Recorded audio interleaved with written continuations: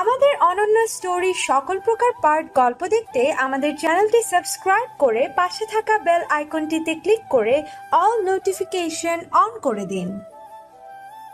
উফ, কি রামধরাই না দিল, শরীরের পয়েন্টে পয়েন্টে ব্যথা হয়ে গেছে। উফ, কি ব্যথা! এইভাবে কেউ কাউরে মারে? তোরে আরো মারতে ইচ্ছা করতেছে। এখন এসব কথা থাক, এখন চল ট্রিট দেবে। আমি আর কিছু বললাম না, কারণ ওদের বললেও শুনবে না। তাই ওদেরকে নিয়ে গেলাম রেস্টুরেন্টে। আড্ডা মাস্তি করতে করতে রাত 8টা বেজে গেল। হঠাৎই আহিয়ার সেই দিনের কথা মনে পড়ে গেল। সন্ধ্যায় মাগরিবের নামাজ পড়ে যেন বাসাতে যাই, কিন্তু এখন তো 8টা বেজে গেল। কি হবে এখন? দ্রুত পকেট থেকে মোবাইলটা বের করলাম। মোবাইলের স্ক্রিনে তাকিয়ে আমার চোখ কপালে উঠে গেল, কারণ 7টা মিসড কল, সবকটি আহিয়ার নাম্বার থেকে। আজ তো কপালে শনি আছে। বন্ধুদের কাছ থেকে বিদায় নিয়ে দ্রুত বাসায় চলে আসলাম। অবশ্যই নিয়ে বন্ধুরা কিছু বলল না, বউ পাগল হয়ে গেছি, এখন কি আমাদের ভালো লাগবে এসব কথা? তবে আমি আছি অন্য চিন্তায়। বাসায় গেলে কোনো ঝড়টা বয়ে যায় আমার উপর। চিন্তা করতে করতে কলিং বেলে চাপ দিলাম।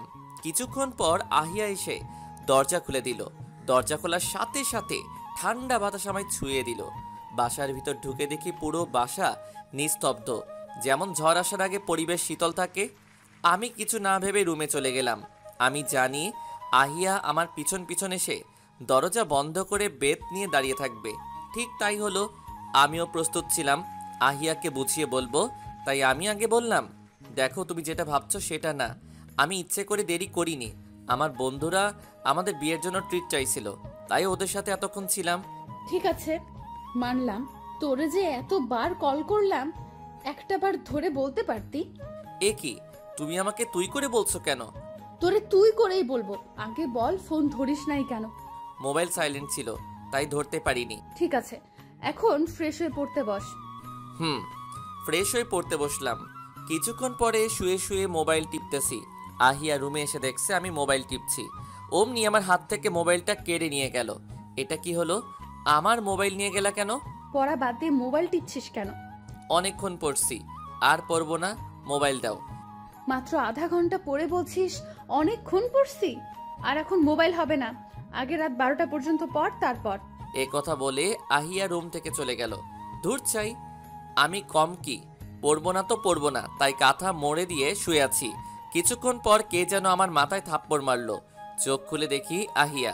ওই তোরে না বলছি পড়তে, আর তুই ঘুমাচ্ছিস? এখন আমি আর পড়বো, এখন ঘুমাবো। এ কথা বলে আবার কাঁথা মুড়ি দিয়ে ফেললাম। বাহ, আজ দেখে কিছু করলা না, আমাকে অন্যদিন তো মেরে উঠাতো। ডিনার করবি না? না, খিদে নেই।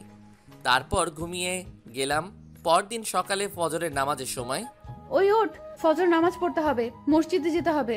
হুম না, এখনই ওঠ। তারপর উঠে মসজিদে গিয়ে ফজর নামাজ পড়ে আবার এসে ঘুমিয়ে গেলাম। ওঠ, আজ শুক্রবার বলে আর কতক্ষণ ঘুমাবি? আরো 2 ঘন্টা। না, আর 1 মিনিটও না। এখন যদি না উঠিস তাহলে খবর আছে। উফ, কি শুরু করছো?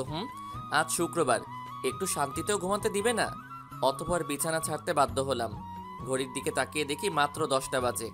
ফ্রেশ হয়ে নাস্তা করলাম। দুপুরে গোসল করে জুম্মার নামাজ পড়তে গেলাম। বিকেলবেলা বাসা থেকে বের হব, তখনই আহানা, এখন বাইরে যাওয়া লাগবে না। কেন আম্মু? বৌমাকে নিয়ে মার্কেটে যেতে হবে। কেন আম্মু? কেন মানে, মার্কেটে কি জন্য যায়? কেনাকাটা করতে। ও আচ্ছা, ঠিক আছে, আসতে বলেন, আমি বাইরে অপেক্ষা করছি। সেই কখন থেকে আমি বাইরে অপেক্ষা করতেছি, কিন্তু ওনার আসার কোনো খবরই নাই। তাই মোবাইলটা বের করে ফেসবুকের নিউজ ফিডে ঘুরতেছি। কিছুক্ষণ পর চল চল। ফেসবুক চালানো বন্ধ করে মোবাইলটা পকেটে রাখতে রাখতে এখন আসার সময় হলো। সেই কখন থেকে অপেক্ষা। আহিয়ার দিকে তাকিয়ে আমি তো হা হয়ে গেলাম। কি সুন্দর লাগছে আহিয়াকে, চোখে কাজল, মুখে হালকা মেকআপ, মিষ্টি কালারের শাড়ি পরেছে, দেখতে অনেক সুন্দর লাগছে। কি হয়েছে, হা করে আছিস কেন? হ্যাঁ না, চলো, দেরি হয়ে যাচ্ছে। চল। আচ্ছা, একটা কথা বলি। বল। আচ্ছা, তুমি কি আমাকে ভালোবাসো? না হাদারা, এখনো বুঝছো না? আমি তোমাকে অনেক ভালোবাসি। কিন্তু আমি তো ভালোবেসে ফেলেছি। কিছু বললি? তাহলে আমায় বিয়ে করলে কেন? প্রতিশোধ নিতে। ও, আর কিছু বললাম না। মার্কেটে এসে একবার এক দোকানে যাই, বিরক্তিকর। এক দোকান থেকে কিনলে কি হয় বুঝি না। আহনাফ, কে যেন জোরে আমার নাম ধরে ডাকলো। চারপাশ ঘুরে কাউকে দেখলাম না যে আমাকে চিনে কিংবা আমি তাকে চিনি। তাহলে ডাকলো কে? হঠাৎই চোখ গেল একটা মেয়ের উপর, আমার দিকে দৌড়ে আসছে। আরে এ তো উর্মি। মাধ্যমিক স্কুল জীবনে একসাথে কমপ্লিট করেছি। ওর বাবা সরকারি চাকরি করতো, তাই মাধ্যমিক শেষ হওয়ার পর বদলি হয়ে অন্য শহরে চলে যায়। উর্মির একটা বাজে অভ্যাস আছে, দেখা হলে জড়িয়ে ধরতো। এখনো কি তার বাজে অভ্যাসটা আছে কিনা জানি না। উর্মি দৌড়ে এসে আমাকে জড়িয়ে ধরলো, আবার আমার গালে একটা চুমু দিল। চুমু দিবে সেটা আমি কল্পনাও করিনি। অনেকদিন পর দেখা, কেমন আছিস? অনেকদিন পর দেখা। ভালোই আছি, তুই কেমন আছিস? ভালো। তা তুই এখানে কি করছিস? কেনাকাটা করতে আসছি। তুই কি জন্য আসছিস?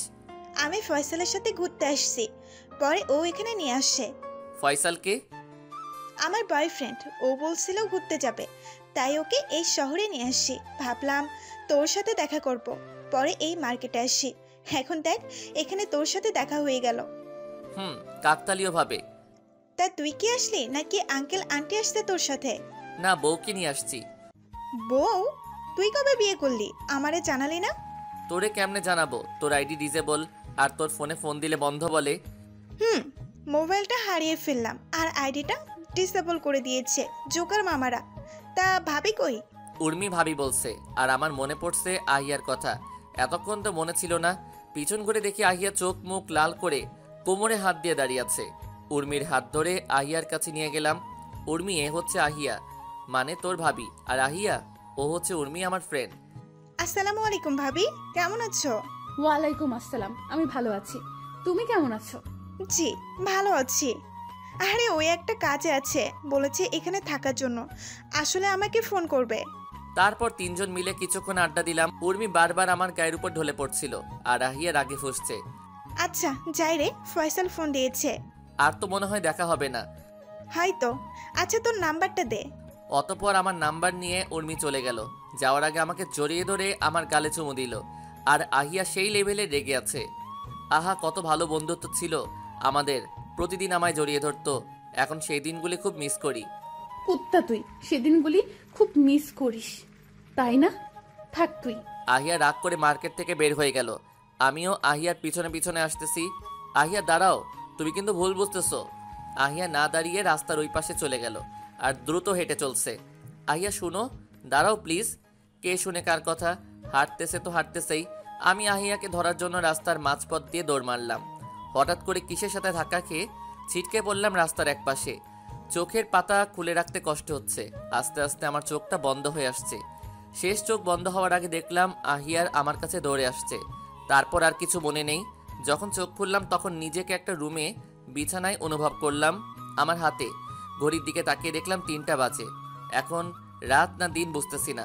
বুকের মধ্যে ভারী কিছু অনুভব করলাম। তাকিয়ে দেখি আহিয়া আমার বুকের উপর ঘুমিয়ে আছে। তাহলে নিশ্চয়ই রাত হবে। আহিয়ার চেহারার অনেক পরিবর্তন হয়ে গেছে, আগে থেকে অনেক শুকিয়ে গেছে।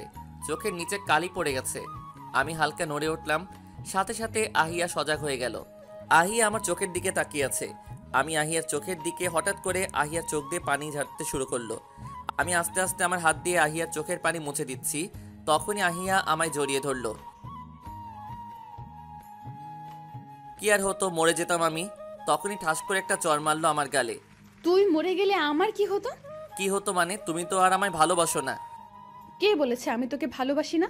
তোকে আমি অনেক অনেক ভালোবাসি। এই কথা বলে আমায় জড়িয়ে ধরলো আহিয়া। আমি নাকি 15 দিন অজ্ঞান ছিলাম। এই কথা শুনে আমি অনেক অবাক হলাম। 5 বছর পর আব্বু আব্বু, তুমি নাকি তোমার ম্যাডামকে বিয়ে করছো? বিকেলবেলা বারান্দায় বসে পত্রিকা পড়ছি আর চা খাচ্ছি। তখনই আমাদের 3 বছরের ছেলে মানে মেঘ এসে কথাটা বলল। আমি পত্রিকা পড়া বাদ দিয়ে বললাম, তোমাকে এই কথা কে বলেছে? আমাকে আম্মু বলছে। আমি আহিয়ার দিকে তাকালাম আর আহিয়া আমাকে চোখ মারলো। আব্বু, তুমি কি সত্যি তোমার ম্যাডামকে বিয়ে করেছো? না আব্বু, তোমার আম্মু মিথ্যা বলছে।